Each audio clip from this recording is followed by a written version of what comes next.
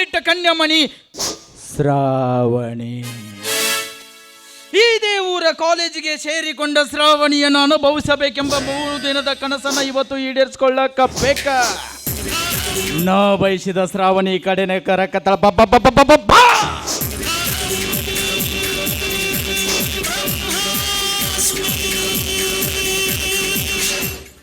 ಕವಿ ಕಲ್ಪನೆಯ ಕಣ್ಣಂಚಲ್ಲಿ ಕಲ್ಲೊಂದನ್ನ ಕೆತ್ತಿ ಆ ಕಲ್ಲನ್ನು ಶಿಲೆ ಮಾಡಿ ಶಿಲೆಗೊಂದು ಓಲೆ ತೊಡಿಸುವ ಕಲೆಗಾರ ನಾನು.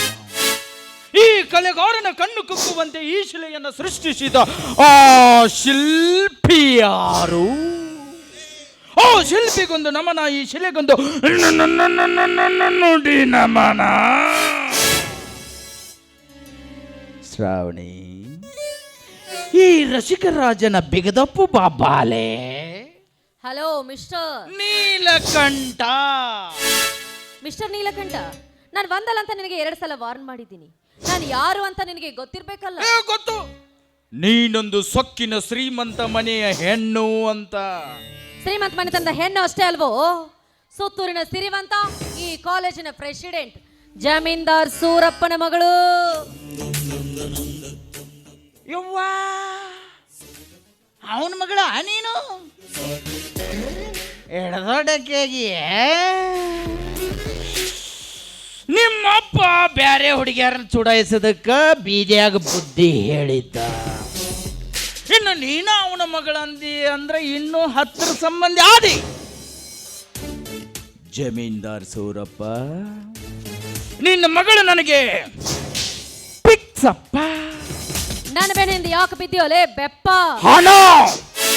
ಹಣದ ಆಸೆ ಹತ್ತೈತಿ. ನಿನ್ನಂತ ಶ್ರೀಮಂತ ಹೆಣ್ಣಿನ ಮೈಸುಖ ಉಣ್ಣಬೇಕೆನ್ನುವ ಗುಂಗು ಹಿಡದೈತಿ. मिस्टर नीलकंठ, दिल दिया तुझको दिलदार समझकर, लेकिन तूने जला दिया उसको एक सिगरेट समझकर नालायक. ಹಿಂದಿನೂ ಮಾತಾಡ್ತಿ. दिल दिया तुझको दिलदार समझकर मगर तूने जला दिया उसको एक सिगरेट समझ. वाह क्या बात बोले मेरे लड़की. ಶ್ರಾವಣಿ, 100 ಜನ ಹೆಣ್ಣಂದಿರಲ್ಲಿ ನಿನ್ನನ್ನು ಪಟ್ಟದರ್ಶಿಯನ್ನಾಗಿ ಮಾಡ್ಕೋಬೇಕಂತ ಮಾಡೀನಿ.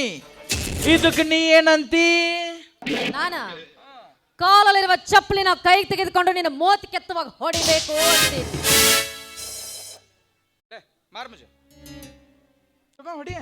ಏನ್ ನಾಚಿಕೆಟ್ಟಿಯೋ, ಚಪ್ಪಲಿ ತಗೊಂಡು ಹೊಡಿತೀನಿ ಅಂದ್ರೆ ನಾಚಿಕೆನೋದಿಲ್ಲಲ್ಲ ನಿನ್ನಂತವನಿಗೆ. ಶ್ರಾವಣಿ,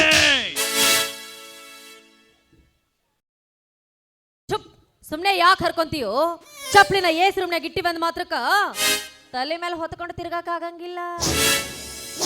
ಫ್ರಿಜ್ನಾಗ ಇಡ್ಲಾ, ತಂಪಕತ್ ಬಗಲ ಹಿಡ್ಕೊಂಡು ಅಡ್ಡಕ್ಕೆ ಅಂದ್ರ ಅರ್ಥ ಆಗ್ಲಿಲ್ವಾ? ನಿನ್ನಂತವನಿಗೆ ಇಂತಹ ಶುಭವನಿ ಎಲ್ಲ ಅರ್ಥ ಆಗೋದಿಲ್ಲ. ನಿನ್ನಂತವನಿಗೆ ಅರ್ಥ ಆಗೋದು ಒಂದೇ ಒಂದು, ದಿನಕ್ಕೊಬ್ಬ ಹೆಣ್ಣು ಮಕ್ಕಳ ಮಾನ ಹರಾಜು ಮಾಡೋದು, ಸರ್ಕಾರದ ಕಾನೂನನ್ನ ತಿರುವುಮರು ಮಾಡೋದು, ಬಡವರ ಆಸೆಗಳನ್ನ ದೋಚ್ಕೊಳ್ಳೋದು, ಇಂತಹದ ಮಾತ್ರ ಅರ್ಥ ಆಗುತ್ತೆ ನಿನ್ನಂತ ಕಾಮ ತುಂಬಿರುವ ಕಾಮಾಂಧನಿಗೆ. ಶಿಕ್ಷಣದ ದಾಸೋಹ ಅಂದ್ರೆ ವಿಶ್ವವಿದ್ಯಾಲಯ ಅಂತ ಹೇಳ್ತಾರೆ. ಇಂತಲೇ ನಿನ್ನಂತವನ್ನ ನೆರಳು ಕೂಡ ಬೀಳಬಾರ್ದು.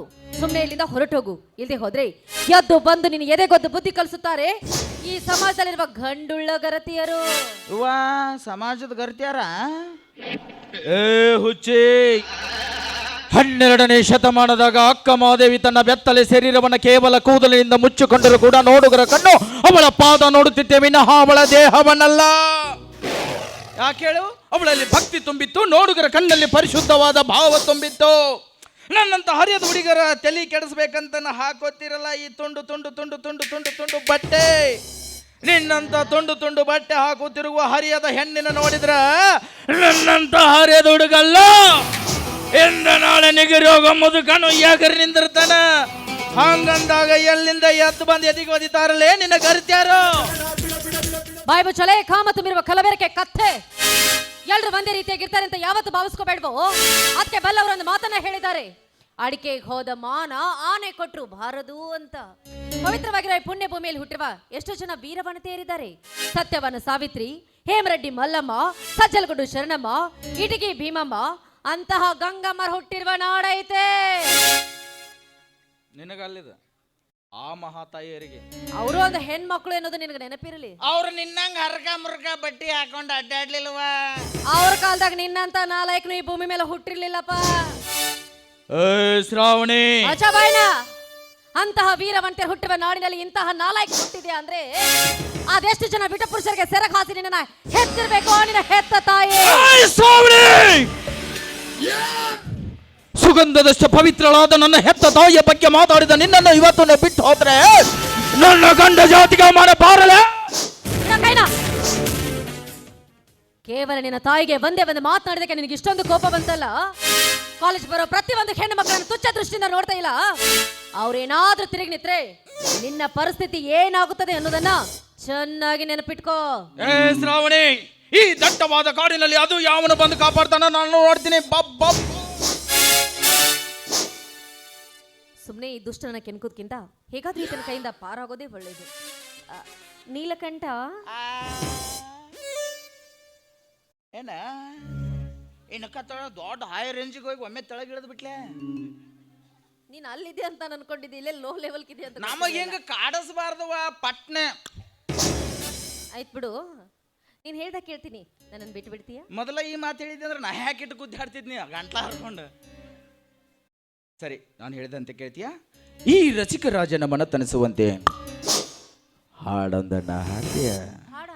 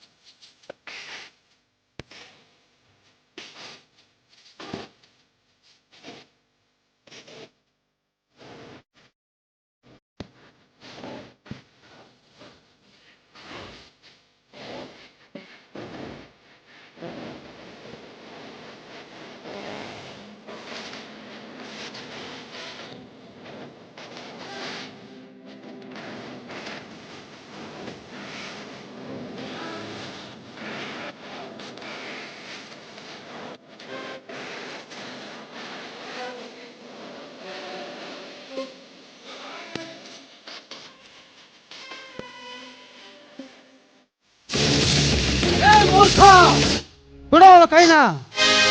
ಒಬ್ಬಳೆ ಹೆಣ್ಣು ಒಬ್ಬಳೆ ಸಿಕ್ಕಾಳಂತ ಆಕಿ ಮ್ಯಾಗಿ ಏರ್ ಹೋಗಿದ್ದ ಖರೆ ಆದ್ರ ನಿನ್ನ ಹೆಡೆ ಮುರುಗಿ ಮುರಿತಾನ ಭಗವಂತ. ಬಾರ್ಪ ಭಗವಂತನ ಮೊಮ್ಮಗನ. ಇನ್ನೊಂದು 5 ನಿಮಿಷ ಬಿಟ್ಟು ಬರಕ್ಕೆ ಏನಾಗಿತ್ತು? ಬಂದ ಬಿಡೋದು ಶಿವಪೂಜಾದಾಗ ಕರಡಿ ಹೊಕ್ಕಂಗ ಬರೋದು ಬಂದು ಬಂಗಾರ ಕೊಡ್ತೀನಿ ತಗೊಂಡು ಹೋಗ್ಬಿಡು. ಬಂಗಾರ?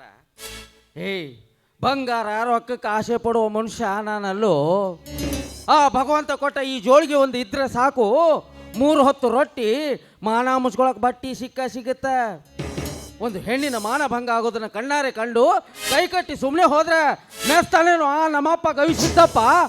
ಬಡಬಡಿಕ ಇವತ್ತು ಬಂದು ಇವಳನ್ನ ಬಚಾವ್ ಮಾಡಿ ಇದೇ ತರ ಇನ್ನೊಂದ್ಸಲ ಎಂಟ್ರಿ ಕೊಟ್ರೆ ನಿನ್ನ ಪ್ರಾಣ ತೆಗಿತೀನಿ. ಪ್ರಾಣ ತೆಗಿತೀಯ? ಪ್ರಾಣನ? ಹೇ, ಪ್ರಾಣ ತೆಗಿತೀನಿ ಅನ್ನೋನಕ್ಕಿಂತ ಪ್ರಾಣ ಕಾಯವನು ದೊಡ್ಡವನು. ನಿನ್ನ ಕೈಯಿಂದಲೇ ನನ್ನ ಪ್ರಾಣ ಹೋಗಬೇಕು ಅಂತ ಮಹಾತಾಯಿ ಕಾಳಿಕಾದೇವಿ ಅಪ್ಪಣೆ ಆಗಿದ್ರ ಮತ್ತೆ ತಡ ತೆಗೆದು ಬಿಡು ನನ್ನ ಪ್ರಾಣನ. ಆದ್ರ ಆ ಹುಡುಗಿಗೇನು ಮಾಡಕ್ ಹೋಗ್ಬೇಡ.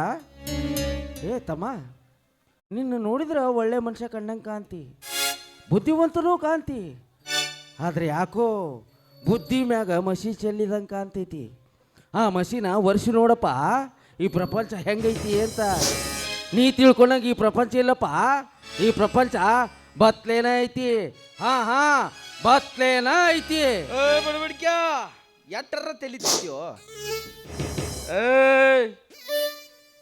ಕೆಂಪಡಿ ಇವತ್ತು ಬುಡ್ಬುಡಿಕೆ ಬಂದಾನ ಬಚಾವ್ ಆಗಿ. ಇನ್ನೊಂದ್ಸಲ ಸಿಕ್ಕಾಗ ಐತಿ ನಿಂದ ಮಾರಿ ಹಬ್ಬ.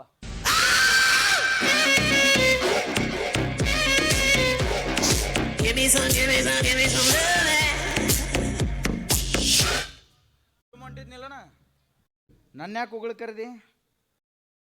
ಉಗುಳ್ತೀಯ? ಹಂಗ ಉಗುಳ್ಬೇಡ, ಯಾಕರಿಸುಗಳ. ಹೋಗಲೇ ಹೋಗು. ನಿನ್ನಂತವನ ಗೊಡ್ಡ ಬೆದರಿಕೆ ಇದ್ರವ ಹೇಳಿ ಏನು ನಾನಂತ ನೀನು ಯಾವತ್ತೂ ಭಾವಿಸ್ಕೋಬೇಡ. ಅಜ್ಜ, ಸರಿಯಾದ ಸಮಯಕ್ಕೆ ಬಂದು ನನ್ನ ಮಾನ ಪ್ರಾಣ ಕಾಪಾಡಿದಿ. ನಿನ್ನ ಉಪಕಾರನ ನಾನು ಯಾವತ್ತೂ ಮರೆಯೋದಿಲ್ಲ. ಅಲ್ಲಮ್ಮ ಶ್ರಾವಣಿ, ನೀನು ಯಾಕೋ ಒಬ್ಬಳೇ ಈ ದಾರಿಯಾಗ ಬರಕ್ಕೆ ಹೋದಿ? ಯವ್ವ, ನಿನಗೊಂದು ಮಾತು ಹೇಳ್ತೀನಿ, ನೆನ್ಪಿಟ್ಕೊರುವ.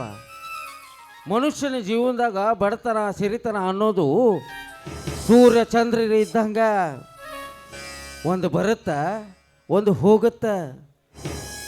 ಯಾವುದು ಮನುಷ್ಯನ ಜೀವನದಾಗ ಶಾಶ್ವತ ಅಲ್ಲ. ಯವ್ವ, ನೀನು ಬಡತನನೂ ನೋಡಿಯ, ಇವತ್ತು ಸಿರಿತನ ಅನುಭವಿಸಾಕತ್ತೀಯ. ಇವತ್ತು ನಿನ್ನ ಹತ್ರ ಸಿರಿತನ ಐತಿ ಅಂತ ತಿಳ್ಕೊಂಡು ಇಂಥ ಪುಂಡ ಪೋಖ್ರಿಗಳನ್ನು ಎದುರು ಹಾಕೊಳ್ಳೋ ತಪ್ಪು ಮಾಡಬಾರ್ದವ. ಯಾಕಂದ್ರೆ ಹೆಣ್ಣು ಎಷ್ಟೇ ಧೈರ್ಯಶಾಲಿ ಆಗಿದ್ರು ಗಂಡಸಿನ ಕಾಮ ಅನ್ನೋ ಜ್ವಾಲೆ ಕೈಯಾಗ ಸಿಕ್ಕು ಬೂದಿ ಆಗಾಕ ಬೇಕಾಗತ್ತ. ಇವ ನೀ ಸಣ್ಣಗಿರ್ತ ನನ್ನ ಕೈಯಾಗ ಆಡಿ ಬೆಳೆದು ಕೂಸದಿ. ನಿನ್ನ ಗುಣ ಸ್ವಭಾವ ಎಂಥದ್ದು ಅಂತ ನನಗೆ ಚಲೋ ತಂಗ ಗೊತ್ತೈತಿ. ನಿನಗೊಂದು ಮಾತು ಹೇಳ್ತೀನಿ ಕೇಳುವ. ಹೆಣ್ಣಿನ ಜೀವನದಾಗ ಕಳ್ಕೊಂಡ್ರೆ ಸಿಗಲಾರ್ದಂಥದ್ದು, ಎಷ್ಟೇ ದುಡ್ಡು ಕೊಟ್ಟರು ಖರೀದಿ ಮಾಡಲಾರ್ದಂಥದ್ದು ಅಂದ್ರೆ ಅದು ಹೆಣ್ಣಿನ ಶೀಲ. ಆ ಶೀಲ ಧರ್ಮನ ಕಾಪಾಡ್ಕೊಂಡು ಹೋಗೋದು ನಿನಗ ಕುಡಿತಿ ತಾಯಿ, ನಿನಗ ಕುಡಿತೀವ. ಆಯ್ತು ಅಜ್ಜ, ನಿನ್ನ ಮಾತನ್ನ ನಾನು ಸಿರ್ಸಾವಹಿಸಿ ಪಾಲಿಸ್ತೀನಿ. ಅಜ್ಜ, ದಯವಿಟ್ಟು ಇಲ್ಲಿ ನಡೆದಿರೋ ವಿಷಯವನ್ನ ನಾನು ಚಿಕ್ಕಪ್ಪ ಚಿಕ್ಕಮ್ಮನಿಗೆ ಮಾತ್ರ ಹೇಳಬೇಡ ಅಜ್ಜ. ಯಾಕಂದ್ರೆ ನಾನು ಕಾಲೇಜ್ ಕಲಿಬೇಕು ಅಂತ ನನ್ನ ಬಹುದಿನದ ಆಸೆ ಇದೆ. ಇಲ್ಲಿ ನಡೆದಿರೋ ವಿಷಯ ಏನಾದರೂ ಅವ್ರಿಗೆ ಗೊತ್ತಾದ್ರೆ ಅವ್ರು ನನ್ನ ಕಾಲೇಜ್ಗೆ ಕಳಿಸೋದಿಲ್ಲ. ದಯವಿಟ್ಟು ಈ ವಿಷಯ ನನ್ನ ನಿಮ್ಮ ಹತ್ರ ಮಾತ್ರನೇ ಇರಲಿ. ಆಯ್ತವ, ನಾನು ಈ ವಿಷಯನ ಯಾರ ಮುಂದೆ ಹೇಳೋದಿಲ್ಲ. ನೀನು ಮಾತ್ರ ಹುಷಾರಾಗಿ ಮನೆಗೆ ಹೋಗ್ತಾಯಿ. ಆಯ್ತು ಅಜ್ಜ, ಕಾಲೇಜ್ನಲ್ಲಿ ನಾನೆಲ್ಲ ಫ್ರೆಂಡ್ಸ್ ವೇಟ್ ಮಾಡ್ತೀನಿ ಅಂತ ಹೇಳ್ತಾರೆ. ಅವ್ರಿಗೆ ಭೇಟಿಯಾಗಿ ನಾನು ಮನೆಗೆ ಹೋಗ್ತೀನಿ. ಹುಷಾರವ. ಸರಿ ಅಜ್ಜ.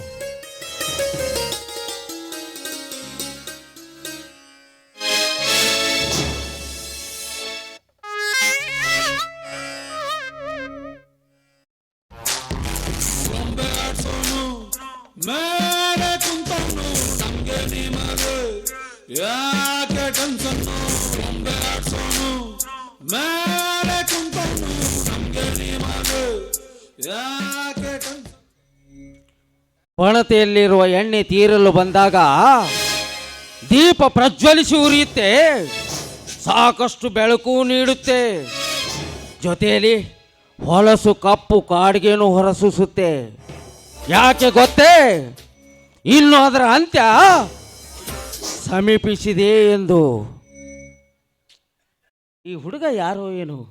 ಈ ಹುಡುಗನ ಕಣ್ಣು ನನ್ನ ಮಗಳು ಶ್ರಾವಣಿ ಮ್ಯಾಗೆ ಹಾಕ್ಬಿತ್ತು. ಅಪ್ಪ ಗವಿಸಿದ್ದೇಶ್ವರ, ನನ್ನ ಮಗಳು ಶ್ರಾವಣಿ ಜೀವನದಾಗ ಮುಂದೆ ಬರುವ ಗಂಡಾಂತರಗಳಿಂದ ಅವಳನ್ನು ಕಾಪಾಡೋ ಜವಾಬ್ದಾರಿ ನಿನಗ ಕೊಡೈತೆ ತಂದೆ. ನನ್ನ ಮಗಳನ್ನ ಕಾಪಾಡು ತಂದೆ, ಕಾಪಾಡಪ್ಪ. ಸುಡೀಲು 108 ಕಲ್ಲರು, ಇಲ್ಲಪ್ಪ ಸೂಪರು, ಅಲ್ಲಪ್ಪ ಲೋಪರು. ಲೋಕದ ಮೆಟಂಟು, ಯಾಕೆ ಟೆನ್ಷನ್ನು, ಬೊಂಬೆ ಆಡ್ಸೋನು, ಮೇಲೆ ಕುಂತವನು ನಮ್ಗೆ ನಿಮಗೆ ಯಾಕೆ ಟೆನ್ಷನ್ನು. ಲಗ್ಗಾಮು ದೇವರ ಕೈಲಿ ನಾವೇನ್ ಮಾಡೋಣ ಎಲ್ಲ